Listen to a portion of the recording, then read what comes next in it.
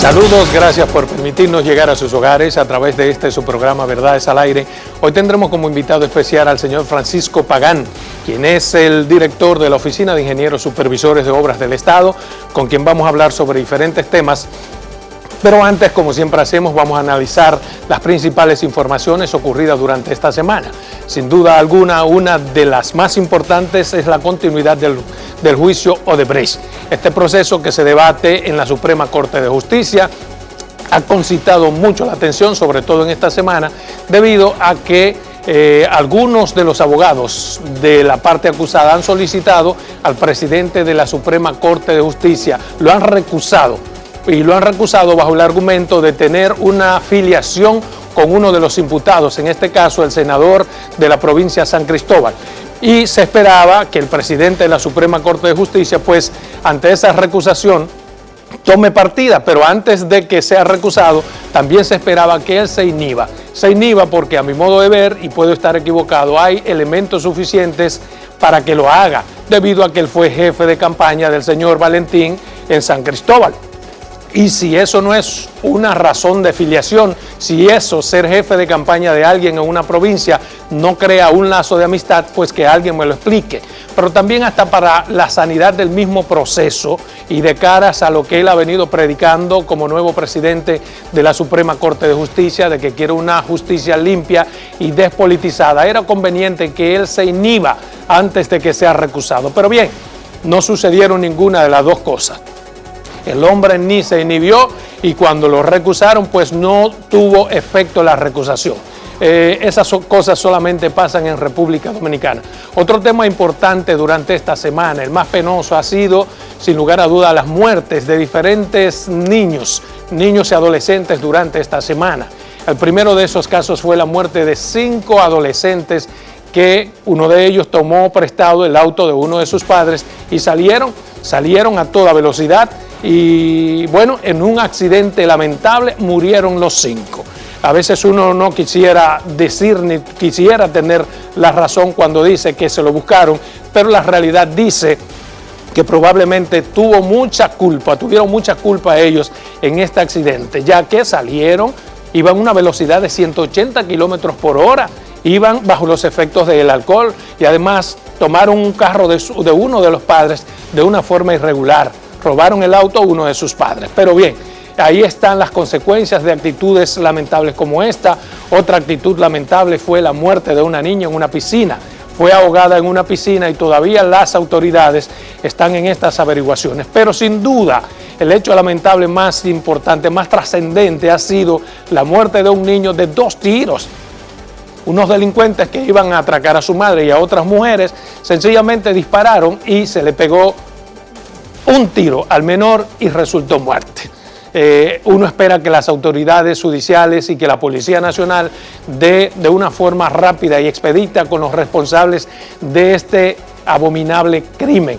Otro hecho importante durante esta semana ha sido la reunión del expresidente de la República, Leonel Fernández, con la cúpula de la Junta Central Electoral, con el pleno de la Junta Central Electoral. Para muchos ha sido lamentable esta reunión de la Junta Central Electoral, de su pleno, con el expresidente Leonel Fernández, a partir de que da un mensaje, primero, de que la Junta no tiene la suficiente autoridad y que no se tiene una firme convicción. Si mal estuvo la reunión del pleno de la Junta Central Electoral con Leonel Fernández, también lo estuvo mal de reunirse con el expresidente de la República, Hipólito Mejía, sobre todo porque qué beneficio tiene para la Junta y para el país haberse reunido con 2 expresidentes de la República si 2 días después iba a tener una reunión con todos los precandidatos presidenciales. Para mí, y puedo estar equivocado, esto dice mucho del carácter de la Junta Central Electoral. Luego la Junta se reunió, como lo tenía proyectado, con los precandidatos, pero ¿qué resultó? Que a esta reunión con todos los precandidatos simplemente acudieron 4 precandidatos presidenciales. Y dicho sea de paso, los 4 precandidatos presidenciales que en términos de votantes tienen menos incidencia. Esas cosas pasan y nada pasa en República Dominicana, pero vamos a dejarlo hasta ahí, porque ya está con nosotros el señor Francisco Pagán, quien es el director ejecutivo de la Oficina de Ingenieros Supervisores de Obras del Estado.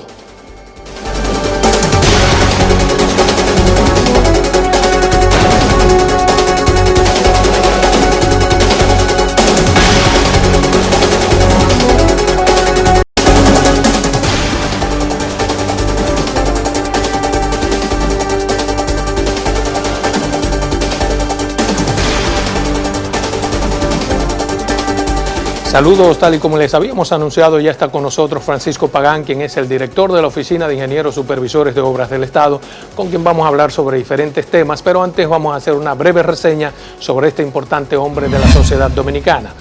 Francisco Pagán Rodríguez nació en Santiago el 4 de abril del año 1947. Es ingeniero, estudió ingeniería en la Universidad Federal de Santa María en Brasil en el año 1974 e ingeniería hidráulica en la Universidad Autónoma de México en el año 1979. Ha sido profesor del Departamento de Ingeniería de la Universidad Católica Madre y Maestra y profesor del Departamento de Ingeniería de la Universidad Autónoma de Santo Domingo. Tiene 2 hijos y actualmente es el director general de la Oficina de Ingenieros Supervisores de Obras del Estado. Bienvenido a su programa Verdades al Aire, señor Francisco Pagán. Muchas gracias por la invitación y aquí estamos a su disposición para aclarar el concepto que usted considere necesario. Muy bien, mire, antes de comenzar en materia, me gustaría saber, ¿usted es del Partido de la Liberación Dominicana o cómo es su llegada a la Oficina de Ingenieros Supervisores? ¿Es por una amistad particular con Danilo Medina? Mire, yo llego al Partido de Liberación Dominicana, yo regresé de Brasil en el año diciembre de 1974. El día 10 de enero de 1975 me acerco ya al Partido de Liberación Dominicana y comienzo en un círculo de estudio a vender mi periodiquito casa por casa, también a recibir ¿cómo se llama? Las instrucciones para prepararme para ser miembro del PLD. Desde ese entonces yo estoy en el Partido de Liberación Dominicana. En ese camino encontré que el presidente Danilo Medina y me acerqué a él y he seguido sus pasos, porque realmente lo veo como el orientador político en ese momento que yo entendí que era el que me daba la satisfacción de yo seguir. Se conocen desde el 74. Así es. Nosotros somos ya viejos compañeros del partido y yo estoy en el partido de esa época. Mire, el cronograma de construcción que lleva la Oficina de Ingenieros Supervisores de Obras del Estado, ¿cómo va? ¿En qué porcentaje está listo y qué falta? Mire, nosotros tenemos 2 grandes programas que son las edificaciones de salud. Ese es un gran programa, pero este tiene 2 componentes, que son los centros diagnósticos, 50 programados, y ya hemos entregado 42, y hay 6 listos para ser entregados próximamente, con su equipamiento y todo. O sea que ese programa se concluye a final de este año. Pero también tenemos el programa de las edificaciones de hospitales. De eso estaba previsto 56. Pero hicimos un análisis estructural de todos los hospitales cuando nosotros llegamos el 5 de agosto de 2015 y nos dimos cuenta de que esos resultados de esos estudios que se hicieron tenían conclusiones. Y una de ellas, y muy fundamental, y es que define qué hospitales y qué no, o parcial o totalmente había que reconstruir o demoler y construir los nuevos. Entre esos hospitales que no se podían construir, sino que había que demolerlo y construir lo nuevo, está el de Neiva, que hoy está en un avance físico de ejecución de más de un 70%, 75%. Está Boca Chica, recién está iniciado, las excavaciones ya se terminaron, se va a comenzar a construir la platea. También tenemos el San Francisco de Macorís, que es un hospital que realmente tiene una nueva tecnología que nosotros hemos aplicado, que es la primera en este país en una edificación, que son los aisladores sísmicos. Nos dimos cuenta que ese hospital, no solamente la vulnerabilidad estructural que tiene el viejo hospital, sino que hay una falla que pasa muy próximo al pueblo de San Francisco de Macorís y está a una distancia de donde queda el hospital de 5 kilómetros. Para nosotros es muy delicado y contratamos un equipo en California para que nos hiciera un análisis y nos diseñara los aisladores sísmicos. Hoy en día, esos aisladores sísmicos se construyeron en California, se probaron en la Universidad de California y hoy están instalados en el sitio. O sea, sería el único hospital dominicano que tiene aisladores sísmicos. Así es. ¿Y por qué esa no se extrapola, esa práctica a los demás hospitales? Sí, ahora mismo tenemos, mire, qué bueno, por ejemplo, Dajabón se va a construir un hospital nuevo por la misma condición de la vulnerabilidad estructural. Ahí se van a colocar sus aisladores sísmicos. El de Nisibón va a tener aisladores sísmicos. Boca Chica va a tener aisladores sísmicos. El de La Romana, que es un hospital que recién se licitó y fue adjudicado ya a 7 empresas, también va a estar sobre aisladores sísmicos.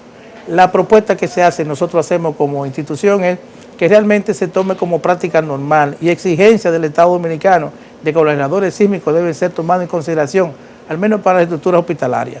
porque es lo último que se puede caer.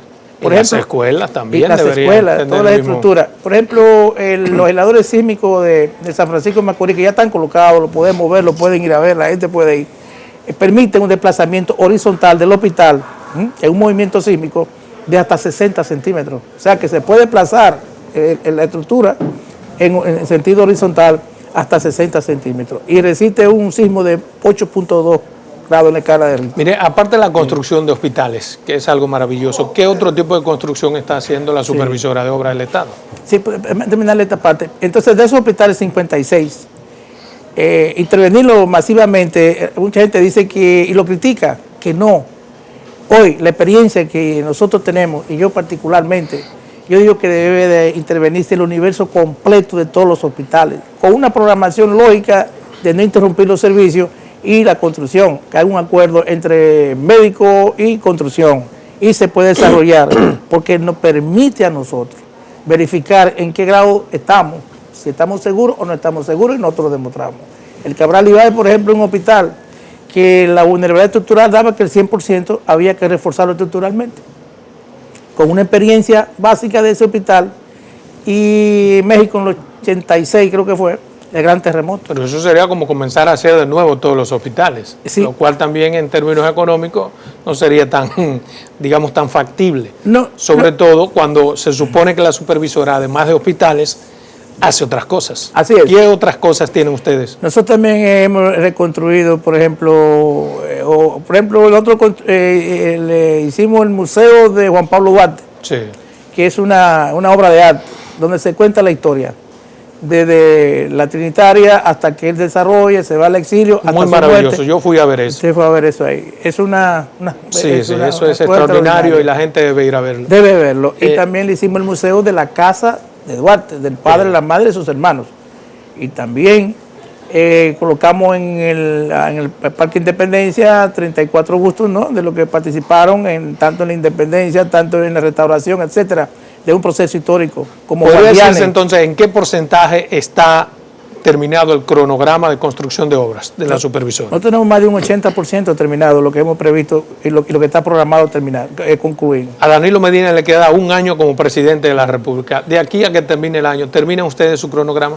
Así es, terminamos los centros diagnósticos, este año terminamos los hospitales, porque lo que quedan son 8 hospitales y los 8 están en un avance físico de ejecución. El que menos está de esos 8 está en un 85%, el resto está en más de un 95%. Mire, por ejemplo, vamos a inaugurar Espina la semana entrante. Pues no le va a dejar nada pendiente al próximo presidente. Okay, tiene que continuar con lo que está bien y seguir con la obra del presidente Danilo Medina. Pienso eso. Bueno, no, pero si ustedes van a terminar, digamos, el 20%, es difícil. Eso significa que Danilo va a cumplir. ¿Cuál es el presupuesto que ha manejado la supervisora para la construcción de estas obras, al menos para este año? ¿Cuál es el presupuesto para este año? Fueron alrededor de 9.000 millones de pesos. 9.000 millones. Sí. Y están todas las obras, están los hospitales, ahí tenemos también lo que estamos hablando, la iglesia de Santa Bárbara, que está incluida ahí también. Es una obra que hay que verla, es una obra extraordinaria. Ahí está el papá de Duarte, está una hermana que encontramos también, los restos, etcétera. Y tenemos una carretera ya concluida, etcétera. Entonces hemos avanzado bastante. Mire, el Partido Revolucionario Moderno ha pedido la intervención de la Cámara de Cuentas en la construcción del hospital Cabral Ibáez. Dicen que hay una sobrevaluación de más de 2.000 millones de pesos. ¿Cuál es su lectura sobre esta posición del PRM? Pues yo me alegro mucho que hayan pedido una evaluación. Ayer precisamente yo dije lo siguiente, de que nosotros recibimos con agrado que se solicite, porque nos da la oportunidad de seguir demostrando lo que estamos haciendo y demostrar que cada centavo que se ha programado para invertir está ahí. Pero hay que hacer una evaluación correcta y es en campo, o sea, en la obra. Vamos allá, usted está proponiendo, ¿verdad? Entonces usted busca el equipo que usted considere técnico, y nosotros con nuestro equipo técnico y yo a la cabeza, y medimos milímetro por milímetro de lo que se ha hecho. Pero en sitio firmamos al lado de lo que medimos, para que eso quede como un testigo de que usted firmó, yo firmé, para ver la verdad de las cosas. Y una cosa es sobrevaluación, y el concepto es sobrevaluación. Sobrevaluación, la palabra significa que yo he aumentado unos valores para yo quedarme con un dinero. No necesariamente. No. Sobrevaluación es que la obra está sobrevaluada, o sea, tiene un valor diferente al establecido en principio. No. A partir de que se permite, perdóneme, a ver si tengo, usted me corregirá, se permite addendum que van por un valor, digamos, estimado en el 25%. La interpretación de sobrevaluación es cuando usted sobrevalúa algo para usted beneficiarse directamente. Ahora, cuando usted dice, usted tenía un programa que estaba previsto en lo siguiente, un brillado de un piso cuesta 200 pesos. ¿Pero qué dice? Ese hospital fue sometido a las normativas de la OPS y la OMS y del Ministerio de Salud Pública, que fueron publicadas 2 de septiembre de 2015. Yo llego el 4 de agosto de 2015. Entonces hay que someter todas las edificaciones que se van transformando a esas normativas. Esa normativa le exige a usted que usted no puede brillar un piso de un quirófano. Usted tiene que colocar un piso aséptico. Pero esas normativas fueron a partir de que usted entró. Lo digo porque se supone que la obra fue cotizada en 1.000 millones y se supone que quien estaba anterior a usted debe saber eso que usted dice. Fíjese que la normativa es después que yo llego, que salen, se ponen en vigencia. O sea que estaba trabajando con unos diseños. Entonces se sobrevaluó ciertamente la obra, pero por necesidad, o sea, con una razón de ser. Sí, porque la palabra sobrevaluación no es el concepto. O sea, hay una diferencia en lo que es una sobrevaluación y lo que es realmente un cambio de cantidad. Voy a explicar por qué. Se aumentó, pero para que quedemos claros, se aumentó entonces el precio de la obra de 1.000 millones a 3.200. No. Por razones justificadas. Eso es lo que usted me quiere decir. O sea, fíjese. Cuando usted dice así, mire. Usted tenía previsto originalmente un brillado de piso. Le voy a poner un ejemplo en la sala de internamiento, que para mí son, ¿cómo se llama?, almacenes de enfermos lo que había. Entonces, usted tiene una sala de internamiento del tamaño de este salón, usted tiene 10 camas, 20 camas, tiene un baño común para esas 20 camas, para el paciente, para el médico, para la enfermera, para el visitante y para los familiares. Un baño común. Pero ¿qué sucede? Las normativas dicen lo siguiente: no puede haber 20 camas, no pueden haber 10 camas, no pueden haber 3 camas en un salón de internamiento. Lo máximo que se permite es 1 o 2 camas. O sea, con los 1.000 millones se iba a hacer así, con esas irregularidades. Es que usted me está hablando de los 1.000 millones, pero déjeme explicarle. Entonces usted hace así y ve. No, usted va a tener que construirme habitaciones que son más que privados, más por encima y en calidad y espacio y comodidad, por encima de cualquier clínica privada. Lo puede buscar, lo podemos verificar en sitio. Usted dice, usted tiene que ponerle a esa habitación un baño privado, no el baño común. Usted tiene que ponerle a esa habitación un aire acondicionado, no el abanico maltrecho que siempre tienen. Usted tiene que ponerle a esa habitación una línea de gases médicos a cabecera de cama, que nada más haya que conectar lo que indique el médico al paciente. Pero a ver si yo puedo aterrizar y la gente puede entender. Entonces se justifica, pero sí hubo un aumento de 1.000 millones a 3.000 millones por razones justificadas. No, explíqueme, explícale. Porque necesita entenderme bien antes de usted concluir el fin de la pregunta. Pues mira lo que vamos a hacer. Nos vamos a la primera pausa comercial y en 2 minutos venimos ya con más tranquilidad. Está bien, está bien.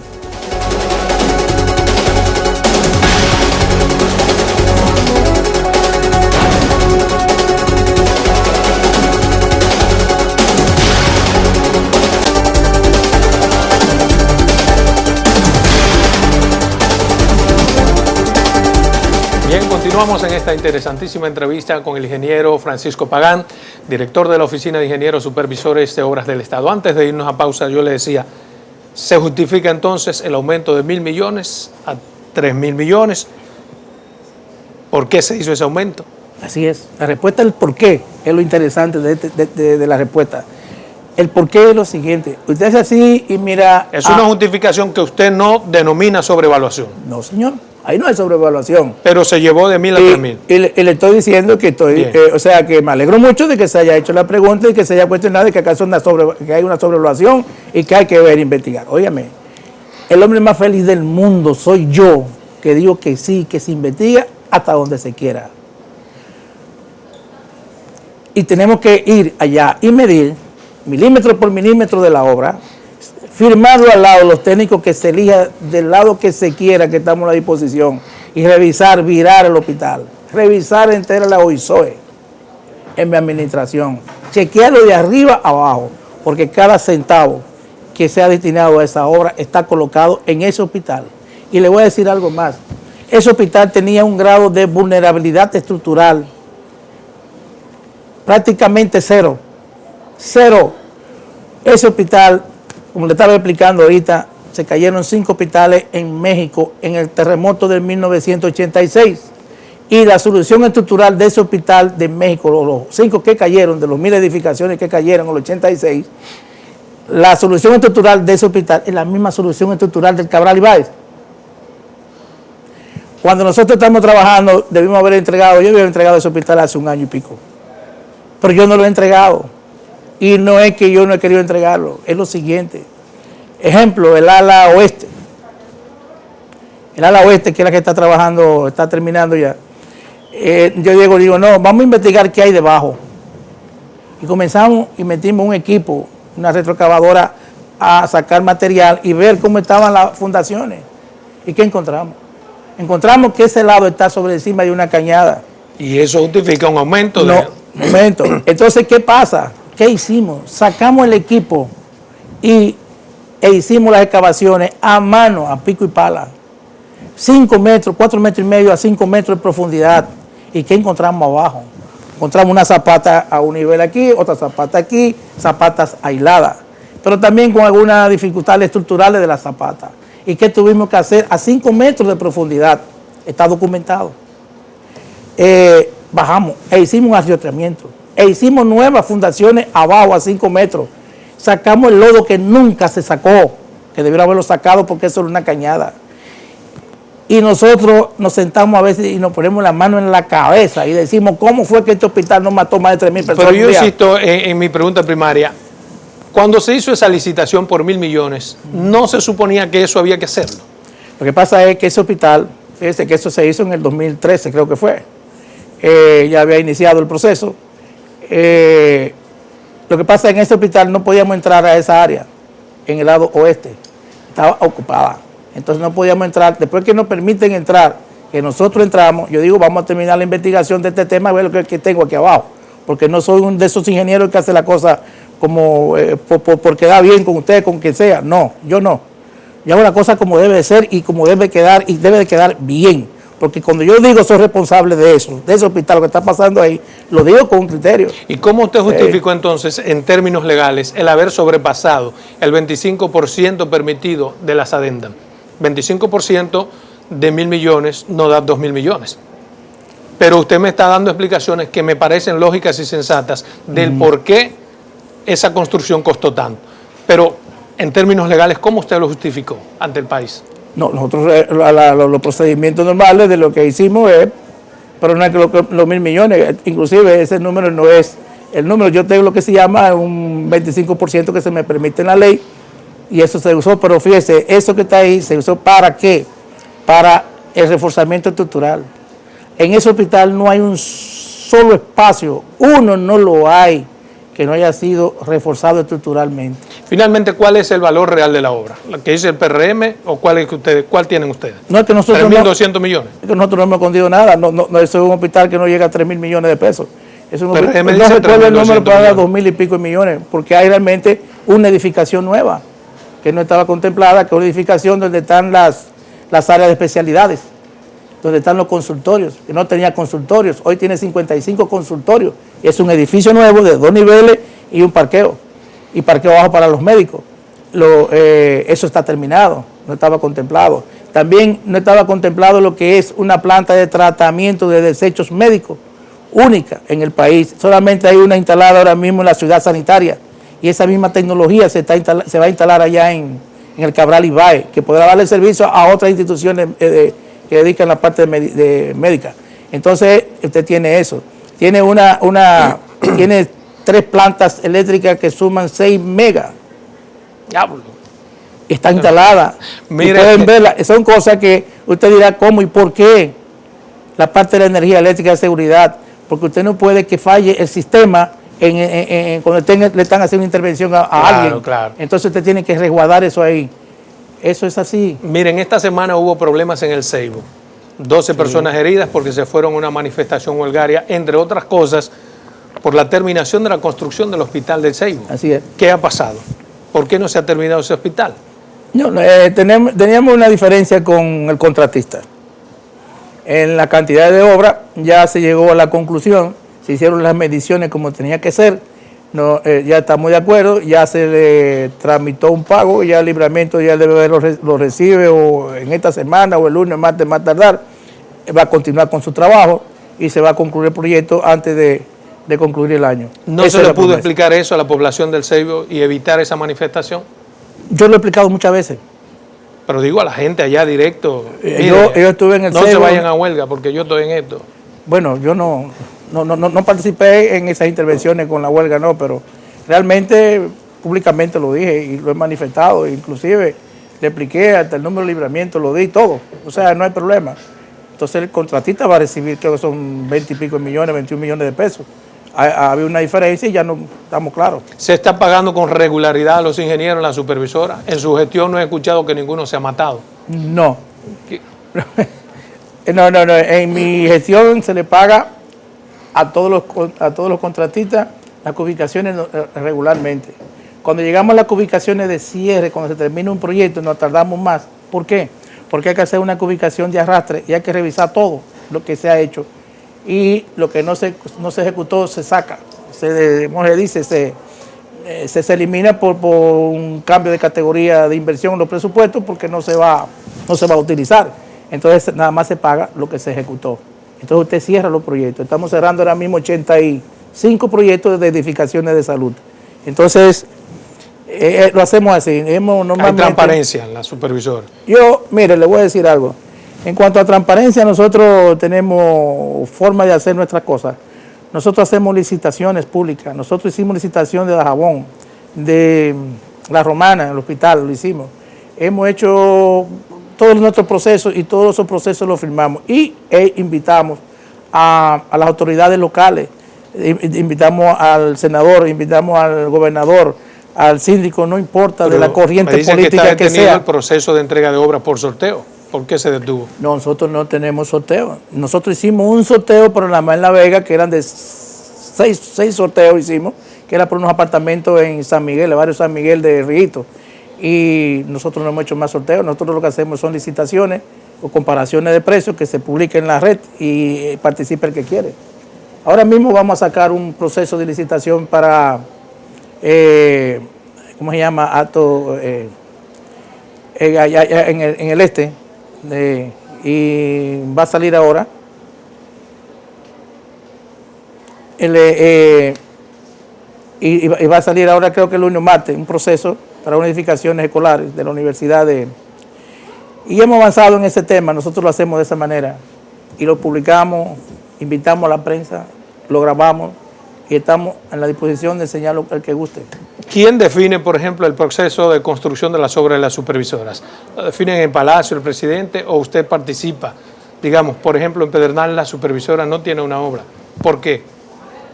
¿Quién determina que una provincia sí y en la otra no? No, mire. ¿O cómo se determina? No, mire, por ejemplo, el programa de edificaciones de salud es una política del Ministerio de Salud Pública, conjuntamente con el Servicio Nacional de Salud. Nosotros somos ejecutores.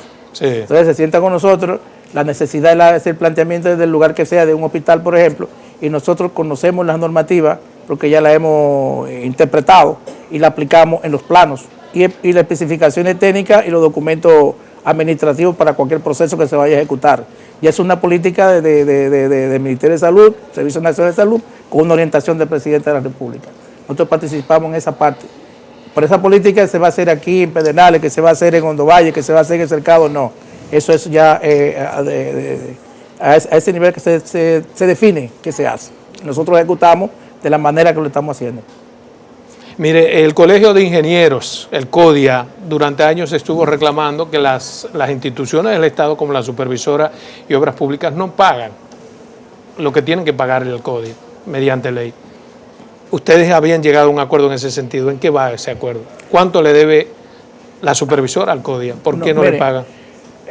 Nosotros encontramos deuda a los ingenieros del CODIA de hasta hace más de 20, 25 años. Nosotros estamos pagando. Ahora mismo hicimos una clasificación. Ellos envían un listado, enviaron de 55 profesionales, entre ellos algunas empresas y profesionales, que tenían deuda pendiente. Pero eso es a los profesionales que reclaman por el CODIA. Pero al CODIA como institución no hay un porcentaje de ley que tiene que ir ahí. Sí, pero para allá voy. Okay. Pero entonces cuando revisamos esas deudas a esos profesionales del CODIA, lo clasificamos y determinamos que no eran 55, que son 110, porque algunos de ellos tenían hasta 8 proyectos y no uno. Entonces la deuda se transparentó de cada uno de ellos. Ellos tienen algunos casos que sí, que están certificados, hay otros que no están certificados, hay otros que han hecho trabajo de hace más de 25 años con los procedimientos de esa época. Nosotros comenzamos a pagar, pero también retenemos el valor que se le da al CODIA y nosotros le pasamos esos fondos al CODIA. Nosotros no tenemos problema. ¿Y cuánto se le debe a esos ingenieros que hace 20 años que la supervisora le debe? Nosotros ahora mismo hicimos una evaluación de 110 ingenieros. Ya pagamos, creo, la primera parte, que son unos 50 millones de pesos, acabamos de pagar ahora mismo. Vamos a pagar otra parte ahora, lo dividimos en etapas para irlo pagando. ¿Cuál es el criterio para el pago? No, ¿A quiénes le paga primero y por qué primero? Nosotros clasificamos de 0 a 2 millones primero. La más chiquita. No, momento. Entonces usted tiene la primer paquete de 0 a 10 y esos son, óyeme, muchos profesionales que realmente es un crimen tenerlos 20 años esperando un pago. Claro. Eso es una barbaridad. Entonces, después ahora mismo estamos pagando lo de 2.01 a 10 millones. 10 millones. Ahora ya esos fondos ya lo tenemos, ya no lo tenemos. Entonces el tercer pago va a ser los restantes, que son unos 100 millones de pesos más. Y ya concluimos con el CODIA y todo su personal de su reclamo de pago de años y años, lo cual es muy justo. Muy justo. Claro, yo soy un ingeniero, yo he sido contratista, yo he trabajado fuera, le he trabajado al Estado, he trabajado en el sector privado y yo sé lo que es. O sea que a final de año ya esas deudas con los ingenieros atrasadas van a quedar saldadas. Quedan saldadas. Nosotros estamos en ese proceso, pero nosotros evaluamos primero y nos tomamos casi un año evaluarlo por la complejidad. A veces hay ingenieros de ellos que tienen problemas de pago de impuestos. Entonces yo no puedo pagar a un ingeniero que tenga una dificultad con los impuestos. Entonces, como a veces se atrasa, es por eso. Y un gran porcentaje de ellos. Hicimos unas evaluaciones. Hay ingenieros que reclamaban, pongo ustedes, 2 millones de pesos. Pero cuando hicimos la evaluación no eran 2 millones, era 1.200.000 pesos. Pero también había otro que también estaba reclamando 1 millón de pesos. Pero encontramos que no era 1 millón, sino 1,5 millones. Le reconocimos el 1,5 millones de pesos. Porque usted tiene que hacer evaluaciones con justicia. Con criterio, ¿no? Y con criterio.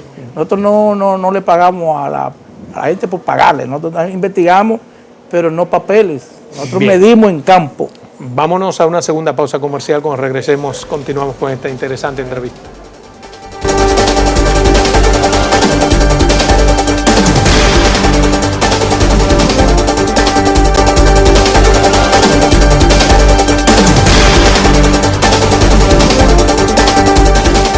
Bien, continuamos en este interesante programa. Quisiera preguntarle, ingeniero, maravillosas las explicaciones que usted ha dado, pero hay algo que llama la atención, sobre todo en la Universidad Autónoma de Santo Domingo.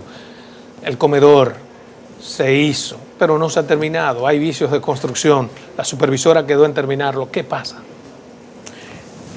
Realmente el comedor, nosotros, mi administración, o sea, la que yo represento, no mía, no, sino la que yo represento, en la Oficina Supervisora de Obras del Estado, como director, no acepta el comedor. Yo no lo voy a recibir el comedor. Nosotros le exigimos a los contratistas unas correcciones que habían que hacer al comedor y ellos han estado trabajando con sus propios recursos. El Estado no ha puesto un solo centavo para corregir las cosas que había que corregir ahí. ¿Qué tipo de correcciones? Eso es un comedor que eso fue...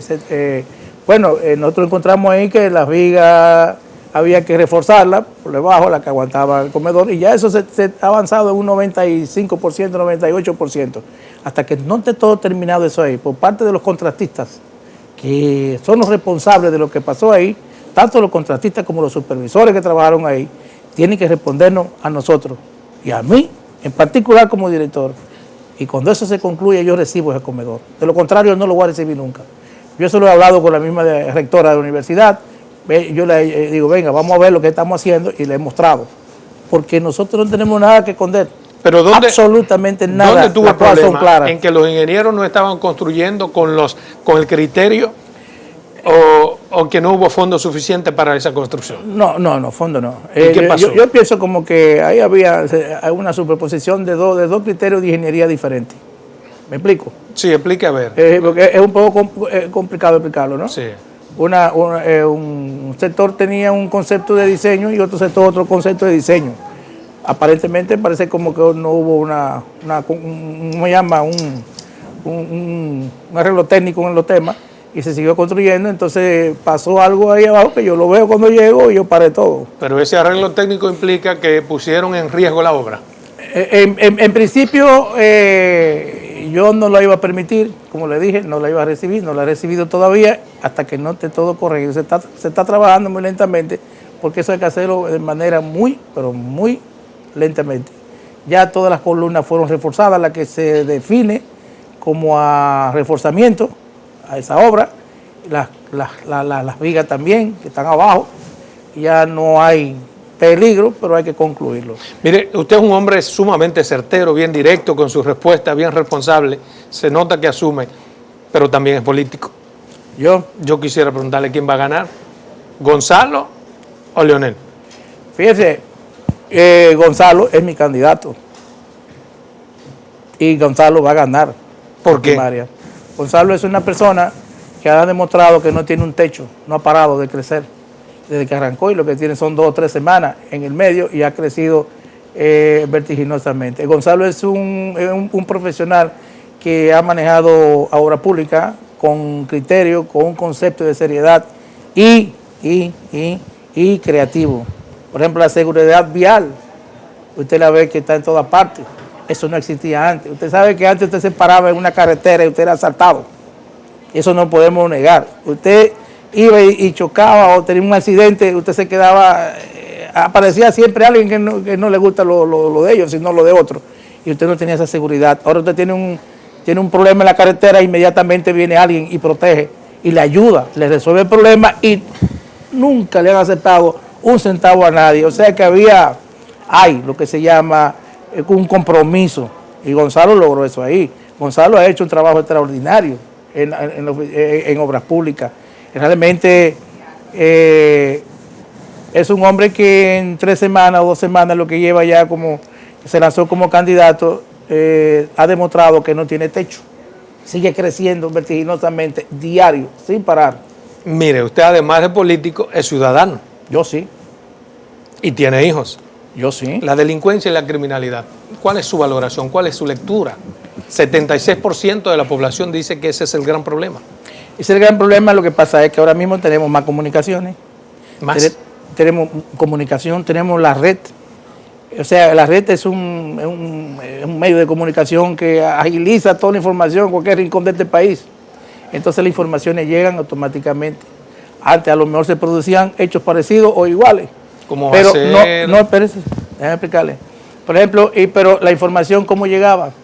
En Pedernales se producía un tema, o en Pedernales no, en Jimaní se producía un tema, o en Hondo Valle, o más Pozo Prieto, no sé, pegado de la frontera.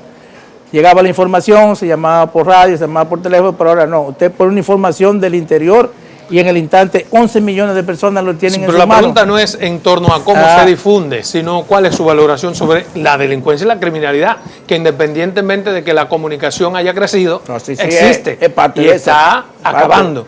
Entonces, ¿no le preocupa a usted? No, sí me preocupa mucho, pero eso son cosas que se ha disminuido considerablemente. ¿Que ha disminuido? Sí, señor. ¿Por donde usted vive? No, en el país completo. Sí. Así es. La delincuencia y la criminalidad. Así es, señor. ¿Y por qué usted dice que ha disminuido? Porque la mayoría de la sociedad entiende que no. Y le hablo de datos de una encuesta que la establece un 76%. ¿Cómo es posible que haya disminuido? No, pasa es que las informaciones son más rápidas, son mayores, hay mayores facilidades, hay mejores medios que antes. Entonces usted dirá, bueno, Pagán, tú estás equivocado. No estoy equivocado. Es así. Ahora bien, la parte de la estadística de delincuencia yo no la manejo mucho. Digo, de la estadística. De los datos, exactamente. Los datos, no lo estoy manejando mucho porque estoy muy concentrado en... Bien. Bueno, pues para mí ha sido sumamente importante y alentador tenerlo aquí en su programa Verdades al Aire. Un placer tenerlo. Para mí es un placer. Cuando usted guste, estamos a su disposición. Dígame a Pedro que lo queremos mucho. Le diré a Pedro.